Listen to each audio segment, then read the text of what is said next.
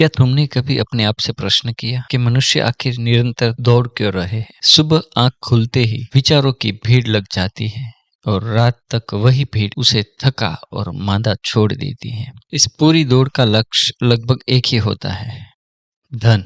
इंसान मान लेता है कि पैसा केवल कड़ी मेहनत से आता है।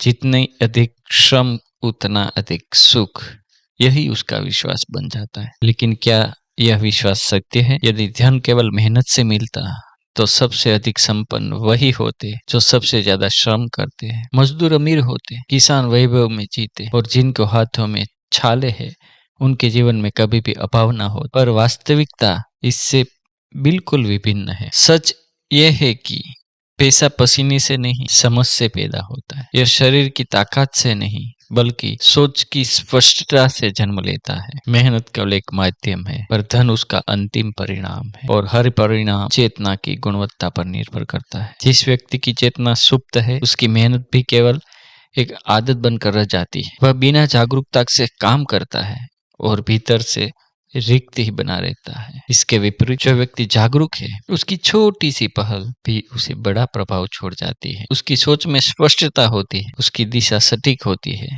और उसकी उपस्थिति स्वयं में मूल्यवान बन जाती है। धन को यदि समझना हो तो उसे एक ऊर्जा के रूप में देखें, और ऊर्जा हमेशा वही बहती है जहाँ ध्यान केंद्रित होता है। जो व्यक्ति डर, लालच या तुलना में उलझा रहता है वह भले ही दिन रात मेहनत करे पर उनकी ऊर्जा बिखरी रहती है। यह वास्तव में काम नहीं कर रहा होता बल्कि अपनी कमी से भाग रहा होता है। लेकिन जब कोई व्यक्ति अपने कार्य को साधन बना लेता है, जब हर क्रिया में सजागता और होश जुड़ जाता है, तब श्रम बुद्धि में रूपांतरित हो जाती है और यही बुद्धि सच्चे धन की जड़ है। अनेक लोगों कहते हैं कि पैसा किस्मत से मिलता है, कुछ इसे कर्मों का फल भी मानते हैं, पर गहराई से देखो तो धन तुम्हारी चेतना की अवस्था का प्रतिबिंब है। जैसे तुम्हारी चेतना होगी वैसे ही तुम्हारा जीवन और वैसा ही तुम्हारा धन होगा।